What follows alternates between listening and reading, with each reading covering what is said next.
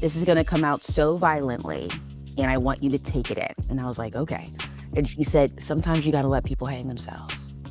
It's unfortunate, but yeah. I mean, especially in marketing, there's so many times where like that's not going to work. Like that is a terrible strategy. And like I always say all the time, especially in the like corporate, everyone's a marketer. Everyone has these amazing ideas without any data to back it up or all this stuff.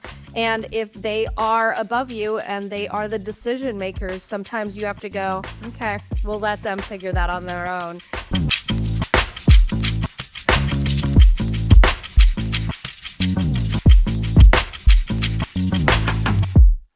Nikki, how are you? Good. How are you? I'm good. Thank you so much for being here. Absolutely. I am so excited to be on today. So we connected because you wrote something on LinkedIn months ago. And you know how LinkedIn is. Like a connection of mine commented. And I remember I was literally in my bed reading it. And I was like, oh, sis gets it. Sis gets it. And I was like, I'm just going to connect with her and hope she thinks that I'm cool too. Because Nikki, you get it. Our spirits are aligned. So before we get into this lesson, which is about that article you wrote, that post you wrote, where are your people from? Where are you from? How did you get to Earth? What's going on here? Oh, so I am a bit of a mutt all over the place. I mean, we did genetic testing for me to have my first son for IUI, and it was like, you are from everywhere. So, lot Mediterranean. My people are from Italy and like a lot of that area. My mom is Polish, Irish, German. Like I am all over the map over there. And so yeah, I am here now. So we're talking about how some people need to learn the art of sometimes it is better to be liked than right at work. I would argue, now that I think about it out loud as a wife and as a mother, sometimes it's better to be liked and right in your home too, in the name of your peace. I think in life, it applies to everything. And that's so often with corporate lessons. It's so often you can take that as friendships, relationships, corporate relationships. When you first noticed this out in the world, when you had that epiphany of like, oh, someone's doing something different there, and I wonder what it is in their decision making. I think with so many of my lessons that I share on LinkedIn, I learned the hard way so many times. And that is why I share so much on LinkedIn, is because 15 years over my career, especially being a woman in corporate, you often learn difficult lessons and you have to live them to do it. And there are times that I was absolutely sure I am right. And there were times that I was absolutely right.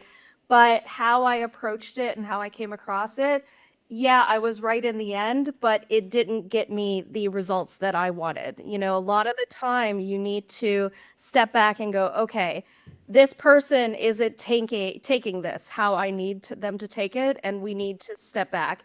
And I watched some amazing mentors and leaders in my life, knowing that they were right in the moment, go, yeah, okay, let's do it your way, and let them figure it out on their own, or take people aside and say, hey, listen, I was right about this, but this wasn't the time. And I learned from those people and go, okay, they're onto something here.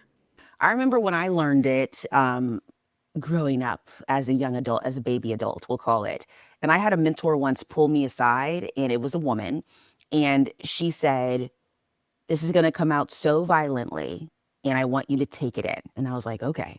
And she said, sometimes you got to let people hang themselves. It's unfortunate, but yeah. I mean, especially in marketing, there's so many times where like that's not going to work. Like that is a terrible strategy. And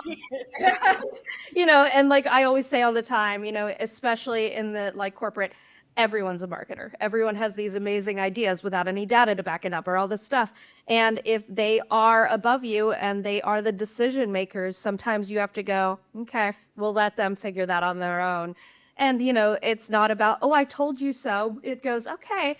And so I had to learn to say, all right, that didn't work. And instead of going, haha, told you, you go, how about we try it this way? And in the end, you look like, the savior. You came in, you fixed it without saying, you were wrong. Because people don't love that. No one likes that. No one responds well to that kind of energy. No, ego is wild, especially when you are right. What I've learned is that the more right you are, the more people will not respond. Yeah. I mean, it's like, because like, it's hard not to be like, absolutely, look at this data, and you just get very pompous and smug about it because you are right. And I'm not saying every time I am right. I've been wrong so many times, but when you are in those moments and no one's listening to you and you're looking at the facts and the data, you get passionate about it. And so it is hard. 15 years into my career, I still find myself going, oh, no, back it up, bite my tongue. Let's get more specific. Tell me about how this is received, especially in performance review. I think performance review is a very biased system. I'm going to put that out there. Absolutely. But tell me about how, when you push to be right in a situation that you didn't have to do that, what type of feedback you can get on that very real record that actually affects your pay. I think one of the biggest things that I tell a lot of my direct reports and people I'm mentoring is that when it comes time for performance reports, it shouldn't be you going back and going, okay, what did I do for the year? You should be tracking that at all times. Yep. So, every small win, everything that you've done, keep a running tally of it.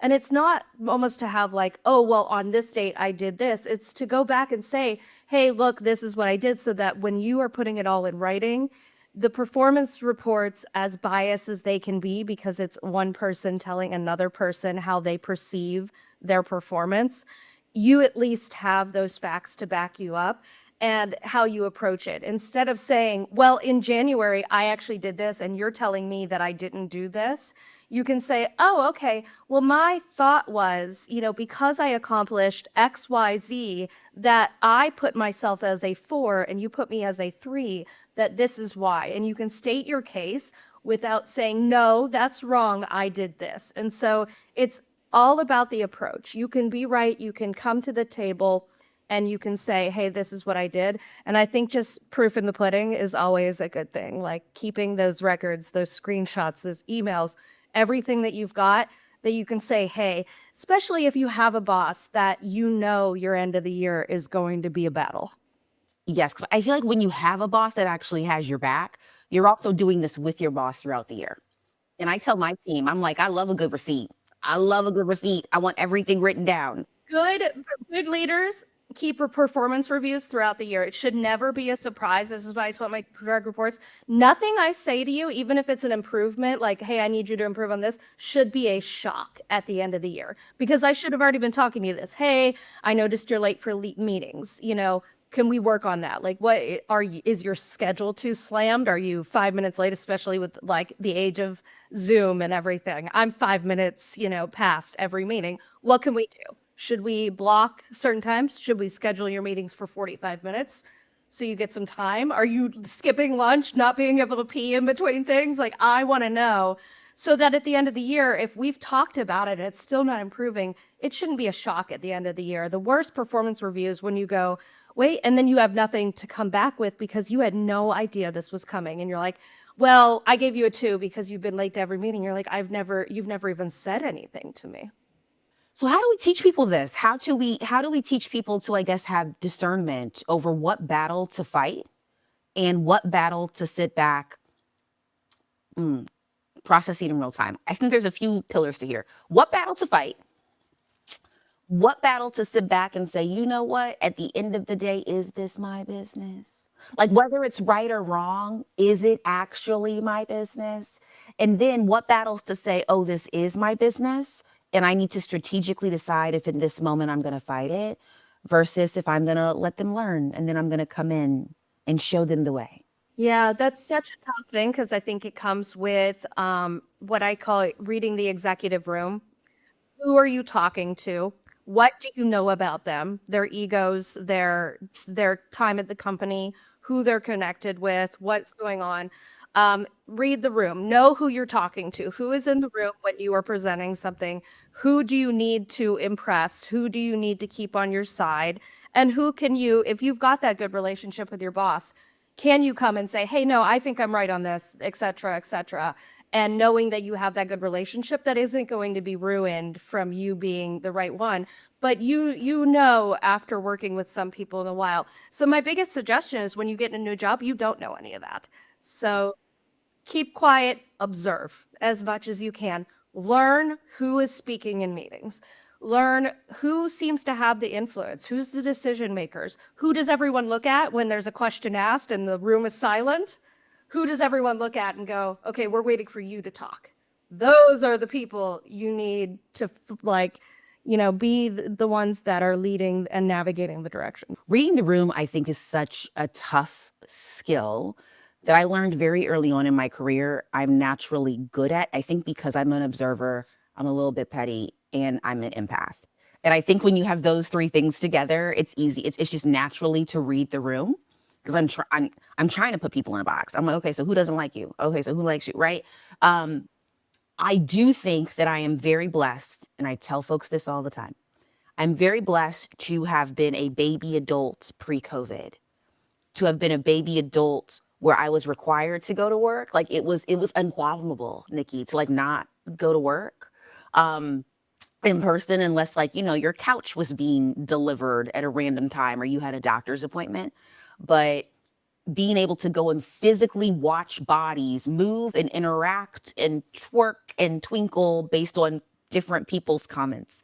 And now it's so much tougher virtually. So do you have any tips and tricks on how to learn how to read a room in a virtual space? That's a really good question, because I think that, I love the baby adult thing. We were, as millennials, able to do this, and then COVID happened and all this stuff.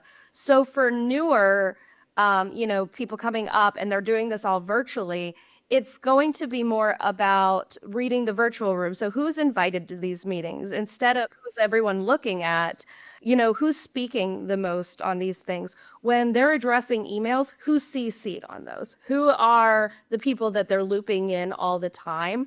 And you'll learn. I mean, even if you're not in a boardroom together, those same people are the people that are speaking the most on Zoom. The people that they go, oh, well, you really need to loop in this person for this. And you'll notice that those are the people that like people are respecting and everything. And you still learn personalities. One of the biggest things that I also learned in my career that I definitely suggest is keeping relationships with people, especially C-suite, trying to get in front of them. I had a manager who she would keep a one-on-one reading with people she's worked with in the past, coworkers and C-suites at Forbes, that ended up building their way up. And they one of those people ended up being like the CEO now of Forbes. But she was their manager before, but she moved departments. But she would keep a one-on-one once a month with this person, and the visibility in front of them just to say, hey, I'm just looking to catch up, 30 minutes to just chat. That visibility is so important in corporate. And I have now taken that lesson and going, okay, I need to be able to state my case like, hey, this is what I'm working on, all this stuff, so that C-suite is visible. So the more visibility you can have to those important people, the better.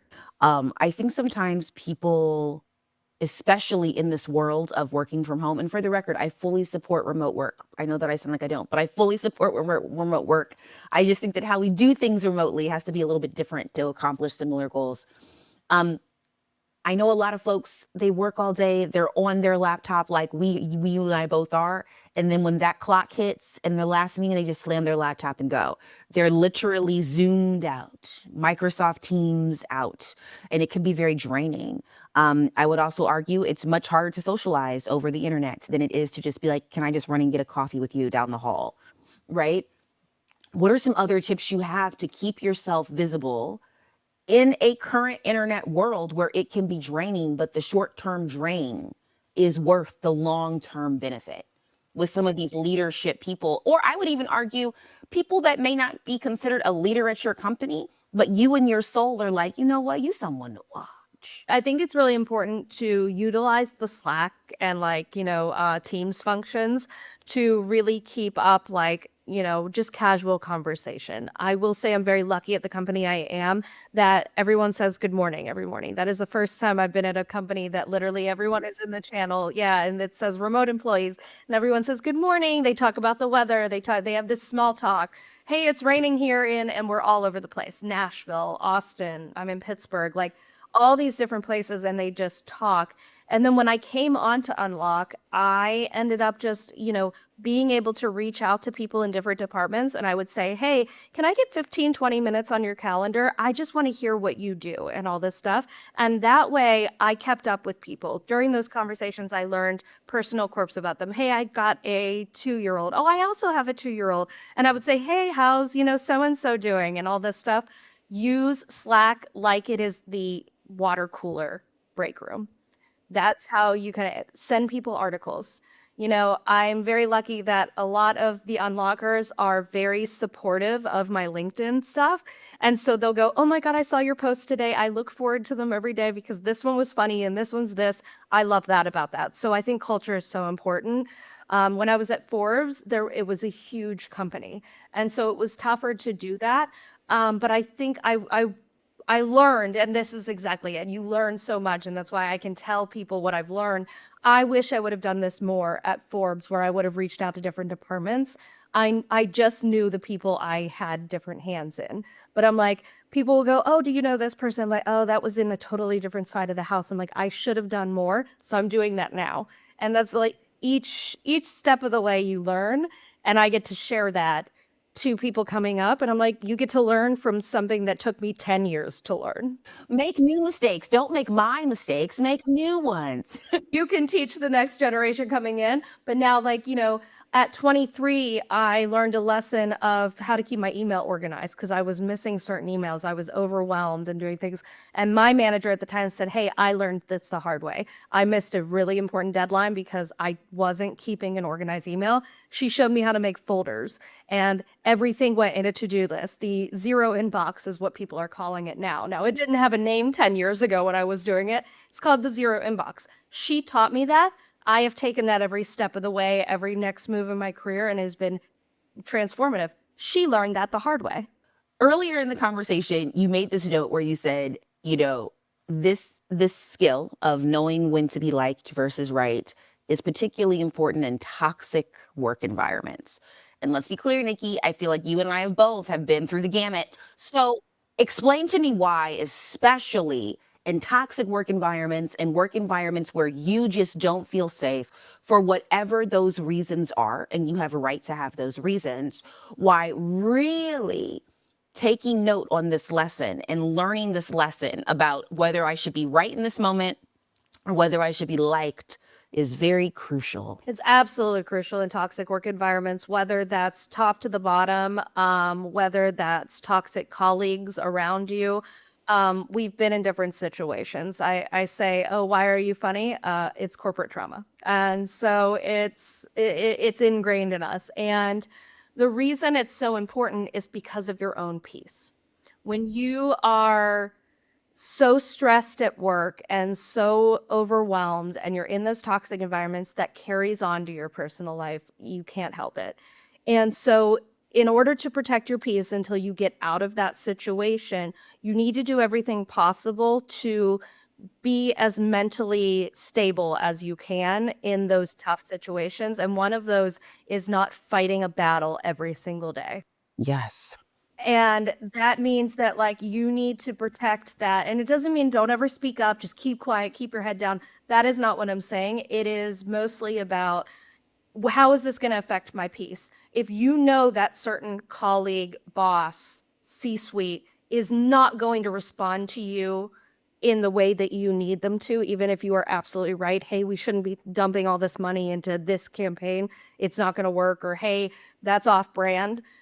Choose those lightly and then find the outlets that you can do to say, hey, if your boss is someone that, you really respect, but it's their boss that might have these ideas, you can go to them and say, hey, based on this, I think that this isn't the right way, and let them handle it, or let people hang themselves. And that is to protect your own peace. Even in healthy environments, because I remember working in organizations where my peace wasn't protected. And therefore, I was coming to work every day in this defensive mode. Part of me would argue I deserve to be defensive. Being defensive sometimes is a natural reaction to I don't feel safe and I'm trying to survive. Yeah, you're on edge. You're on edge. And therefore, because you're on edge, you're not making the best strategic decisions. You are messing up and tripping a lot. And it just becomes this cyclical negativity thing. And so you don't have a clear head to then figure out how to change this narrative for yourself or how to just lovingly go someplace else and start a new narrative. I hate when people say, it's just business, it's not personal. It's all personal. I don't care if it's like that you don't, oh, I like her personally, but I don't, it is all personal because you take that with you. With the moment I close my laptop, I am not in severance. I don't become a different person and have no memory of what just happened. Those things carry on. Those things go to the dinner table. When I was in a toxic work environment, it was carrying on to my home life because my husband was like, hey, you are sad and upset and stressed every single day. And like that, he hated seeing me like that, but I couldn't help it. So, I felt like Mean Girls. I just kept talking about Regina George. And I couldn't help myself. And I could hear myself talking about Regina George and I couldn't help it. And it's because you're in the environment of people you trust. And, my husband and my family, those are people I want to confide in. But gosh, is it exhausting for them to hear every single day about how terrible my day was. And so it does. Business is personal. We take our business with us. As much as we love our spouses and our partners and our kids and our goldfish and our dog, right? Work is where we spend the most of our time. So whether we're actually doing work at that time, or as I call it, thinking about work, like the older I get, the more that I have to actively tune out work thoughts on Saturdays. And now I've gotten to a great state where I can tune it out until about Sunday at 3. Yeah, 3 to 5. I'm like, oh, gotta go back in mentally, gotta go back in because I have Monday coming up. Have you ever experienced Sunday scaries? Oh yeah, absolutely. Especially when I was working in toxic environment. The anxiety that would come over me and not being able to enjoy my weekend because as soon as Sunday hit, I knew I had to get back into this toxic environment starting Monday again. And that's if I was left alone on the weekend. So that's a whole different story. But those things, I think that your personal life goes into business and business goes into your personal life. Me being a mother has made it different for me as, who I show up in corporate and everything. And I think that there are certain aspects of my corporate life that make me a better mother. And there are certain aspects of motherhood that make me a better corporate. It feeds into each other. As a mother, I'm more empathetic and all these things that you just, I had empathy before. I really have empathy now. And it's like, there are certain things that cross over. And so there aren't two different, there's not corporate Nikki and mom Nikki. I am one person made up of all these different things.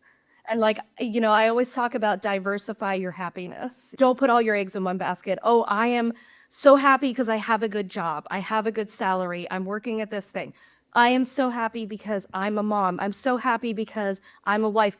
I am happy because of all those things put together.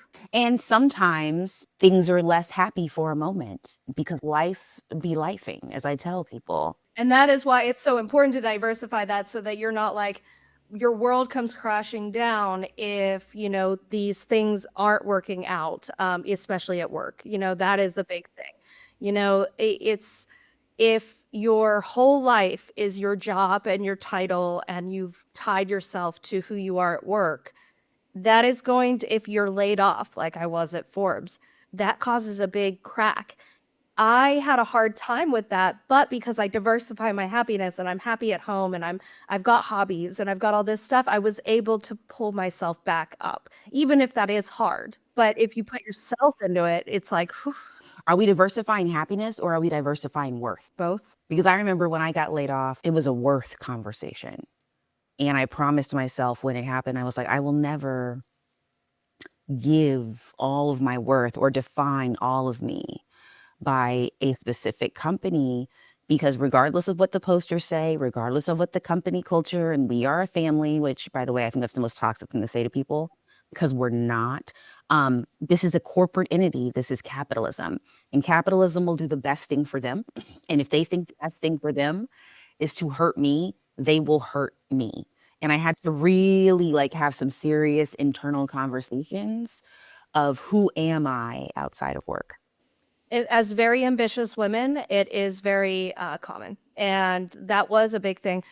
So much of me was tied into, I worked so hard to get to this director of marketing job at Forbes. So much of me was tied to, oh, I am a director of marketing at Forbes. I was very proud of that, as I should be. That's a very, something, but I tied so much of myself. And that is why I teach people you got to diversify your worth, your happiness into different things so that you can say, okay, I've lost that title at work. I'm going to find a new job, but I'm still a mom. I'm still a friend. I still have hobbies. I still do this. I am me, and I'm not a title. So with that said, reintroduce yourself to us. Who are you if you are not a title? I am Nikki Ramirez, and I am made up of so much of my life, and I am not just a title. I am everyone. I am a woman of the world. Thank you so much for being here today.